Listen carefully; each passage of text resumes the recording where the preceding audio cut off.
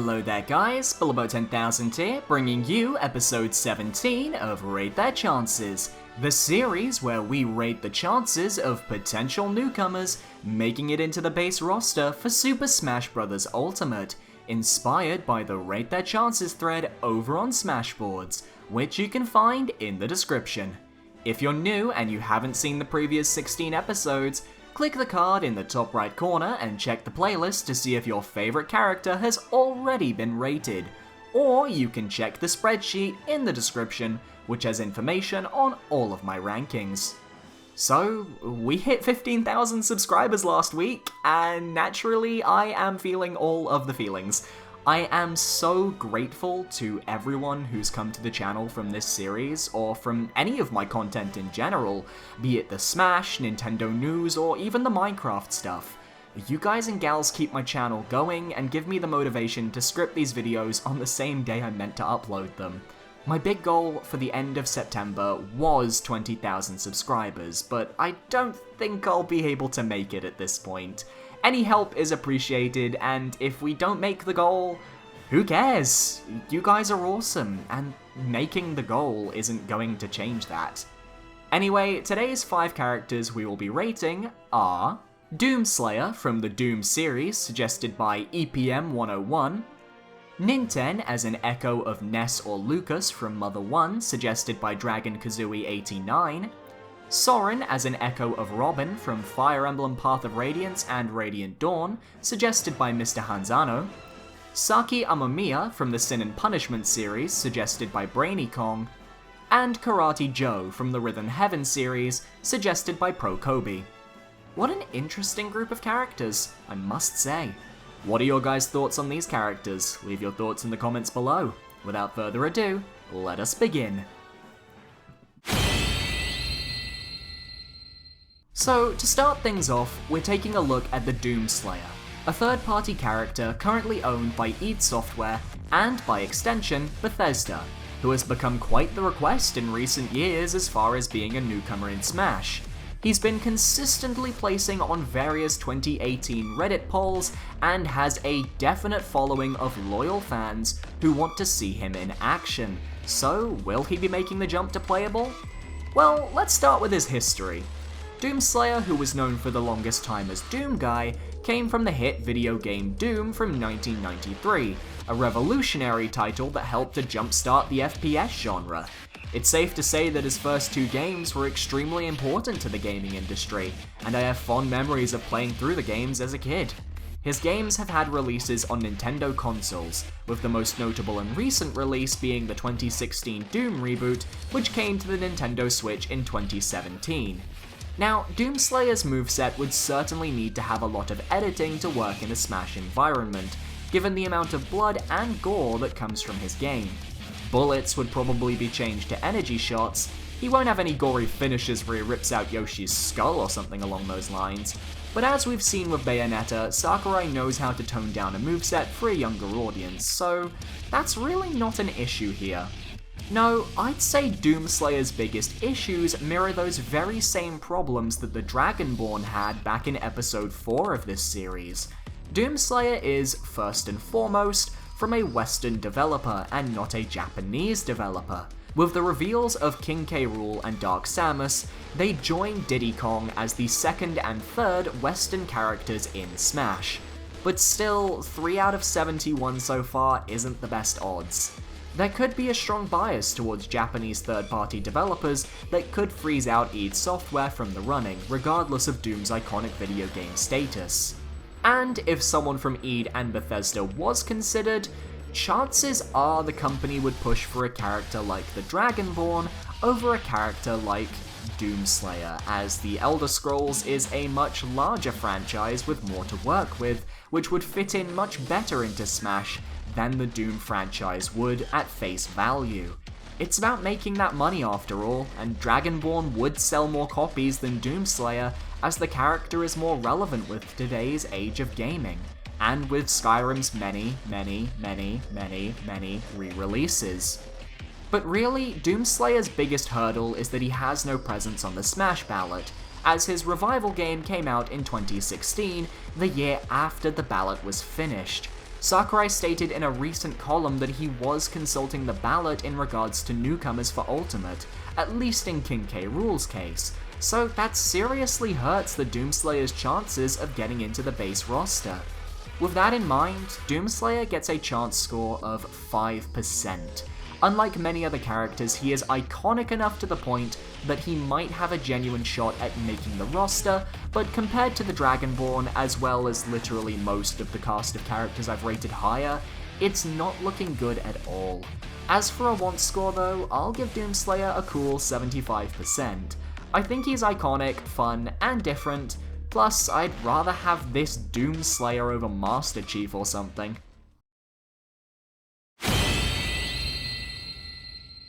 I covered the situation with the Mother franchise back in episode 15, but to reiterate, the franchise is finished, complete. The creator is done and everything is ended on a note of finality. I brought up the point then that the Mother franchise has had the same roster since Brawl, which came after the franchise finished up. With that in mind, I feel that a unique newcomer to the Mother franchise is unlikely, as the franchise has no future as it's finished, and the demand for a unique newcomer is a little niche when there are still other franchises that haven't had Smash representation still trying to get their first newcomer. But Echo Fighters are a different story. They don't take up a spot on the roster if you so choose, and require less dev time. So people jumped at the chance of Ninten, the protagonist of Mother 1, potentially making it in as an Echo Fighter of either Ness or Lucas. I've seen reasons for both, so they can both be possibilities. The big appeal to his inclusion would be the completion of the trinity of Mother protagonists, which would round off all the facets of the franchise in a simple and perfect way. His game was re-released quite recently as Earthbound Beginnings here in the West, and brought some much needed attention to the character. But I don't think his games are relevant here. What matters is that he is a character worth echoing in Sakurai's eyes. Is he? I'm not sure. As far as character designs go, he's not like a Pit to Dark Pit sort of deal. He literally looks like a carbon copy of Ness with a few color differences and a slightly different look overall, but not to the extent of Pit and Dark Pit, who have completely different color schemes. Their color schemes are very similar. My first encountering of Ninten in the wild, I actually thought he was Ness, so a redesign might be needed to avoid the Echo being obsolete due to being too similar. But aside from that, there's nothing stopping him from being an Echo aside from the fact that Ninten's a little too busy clicking that subscribe button and pressing the bell for notifications like an awesome fan. And other Echo Fighters, really. Even among Echo Fighters, there's probably a set amount for the game, and the more popular ones will be focused on first. That's why we've got Daisy, Chrom, and Dark Samus. Even Richter fits this, as the Japanese audience knows him more than Simon. Ninten's best shot at showing that popularity would be the Smash ballot. But nobody really talked about him back in the day, and I don't recall his name ever being brought up regarding the ballot in the different circles I frequent, so he doesn't have as much of a platform to be an Echo. Still, if I had to give him a chance score, I'd say a 25% is a fair estimate. He's not as likely to appear as some of the more heavily speculated Echoes from series that are still going strong, and I do think that Mother being a finished franchise hurts him and any Mother rep trying to get into Smash. As for a want score, 50%. I'm indifferent. I neither want nor don't want him, so no problems there then. Oh, here we go. I can already hear the comments. Another Fire Emblem character? Oh wait, that's just my demo man. Soren is a mage from the Tellius Fire Emblem games known as Path of Radiance and Radiant Dawn. He's basically Ike's best friend, and you'll know that Ike fights for his friends, so he fights for Soren. He's a strategist and one of the more substantial characters to appear in those games, gaining a cult following due to his cynical personality and his fairly blunt strategies that tend to favour Ike's group over everyone else. Many are suggesting him to be a Robin Echo due to the nature of both of them using Fire Emblem magic to battle, and I have to agree. There's no other way Soren makes it onto the roster without being an Echo, though he does have a few flaws. One, he doesn't wield a sword. At most in his games, he wielded knives upon promotion, but seeing as Robin canonically can't use Nosferatu as a tactician, Smash has broken rules before. There's also the fact that Soren specialized in wind magic, which has been delegated to Robin's recovery move, and I don't know how well that would sit with Soren in a potential moveset. Really, the main reason he exists in this speculation cycle at all is because of a NeoGAF leak that suggested he'd be in the game that, to this point, hasn't been disproven, and people have jumped on it. As a quick reference, I'll pop the leak on screen and you guys can pause the video and read it in your own time. The interesting things to note though are that it gets the Simon Keen K. Rool reveal order right, and has Chrom as an echo of Roy, which was the case when many were speculating him to be an echo of Ike. That's mainly why people believed and believe this leak, as it is yet to be disproven. That being said, it's all Soren has going for him. He has no reason to be in the game other than an echo, so with that in mind, Soren gets a chance score of 10%. He'd be lower, but the leak that made him popular hasn't been disproven yet. If information does come out that debunks that leak though, Soren will instantly just hit 0%. As for a want score, Soren, like Ninten, gets a 50%. I like Fire Emblem, I like mages, but I don't really care for Soren. Give me Urk from Rekka no Ken. Do it, game. I dare ya. Saki Amamiya, the protagonist of Sin and Punishment for the Nintendo 64. He is a character that many fans of the Smash franchise should recognize, as he's been an assist trophy for the past 2 games, and I've seen him requested by a few Smash fans in the community. However, I have no experience with his franchise or his character, so this is going to be a very rough segment. I apologize in advance.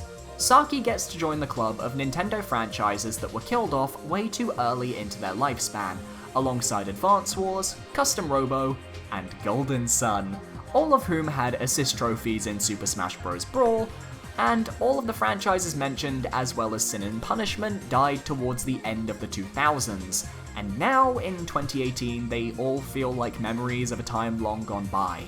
However, I can't help but draw small parallels to Isaac from Golden Sun, as both characters had their franchises die out around the same time, and both became cult classics in their own rights. Sin and Punishment, however, has been noted by Sakurai vocally, and it has been noted that Kid Icarus Uprising's land-based combat shares startling similarities to the Sin and Punishment games, as Sakurai was inspired by their combat, which means that Sakurai knows that Saki exists, and on top of that, Saki reappeared in Smash 4 as an assist trophy, so that's pretty much confirmation Sakurai knows who he is.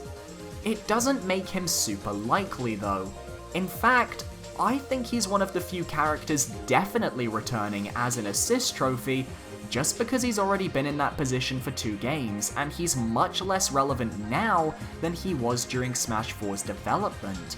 So, in my eyes, I have to wonder exactly what has changed. He doesn't really show up on ballot polls, and while his demand exists, it's a lot more niche than, for example, Isaac from Golden Sun, who reached more people because his franchise was more mainstream. With between 11 and 19 assist trophies still not shown off, it's easy to assume that there are some characters who will be brought back to fill in the role of an assist, and I doubt we're getting 19 completely new trophies. This is Sin and Punishment's big role in Smash, and I don't think the ballot, or anything in the past few years, really changed for Saki. With that in mind, Saki Amamiya gets a 1% chance score. I just can't visualize it, I'm really sorry, especially with how we're 3 months away from release, and the caliber of characters revealed seem to be going towards the more popular trends, of which Saki is more niche.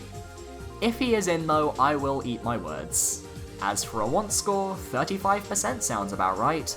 Unlike other characters I don't know, I'm not really a fan of his design. It doesn't click with me in the slightest, but I don't hate him and I wouldn't hate his inclusion.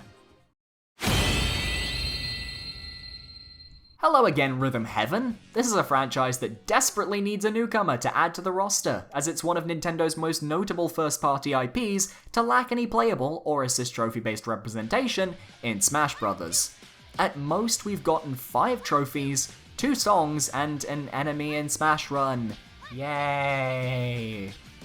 Now, while some point towards the Chorus Kids as the most likely choice for a Rhythm Heaven newcomer due to the Smash 4 era of speculation, it seems that the real star of the franchise is Karate Joe. This pot-punching beast of a character has been in every single Rhythm Heaven game up to this point, often centralized on the franchise's marketing, and with so many characters, you need to pick the right one. He's actually the first playable character on the Rhythm Heaven Tengoku games for the Game Boy Advance, and Rhythm Heaven Mega Mix on the 3DS. On Rhythm Heaven DS and Rhythm Heaven Fever for the Wii, he's actually the last playable character from the main minigames. He's basically the most prominent character in the franchise, and there's not much people can do to deny that fact. He's a flat character, literally, and would probably be designed similarly to Mr. Game & Watch, and I don't just mean visually. Karate Joe could have a moveset derived not only from his own minigames, but from the entirety of Rhythm Heaven, using various references and attacks to get the job done. Hell, get the Chorus Kids as an attack or an assist trophy and all the fans win!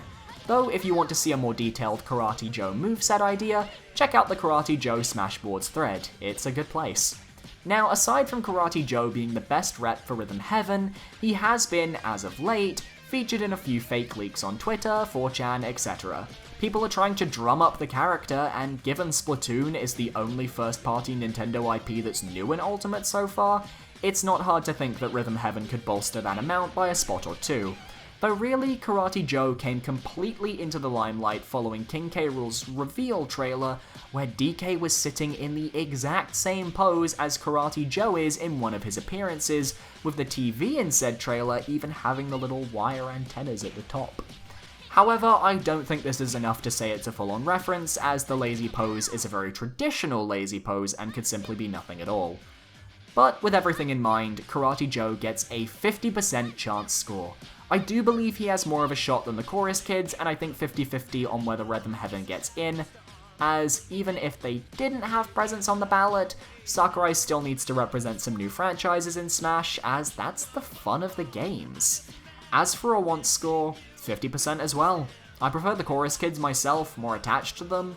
Karate Joe just kind of exists to me, so yeah. Thank you very much everybody for watching this video, I hope you guys enjoyed. If you enjoyed, make sure to leave a comment, leave a like, and subscribe, and make sure to click that bell for notifications. Who do you guys want to see me rate next week in episode 18? Leave your comments down below, and the comment with the most likes will have their character rated. Thank you very much for watching, and I will see you guys next time. Goodbye.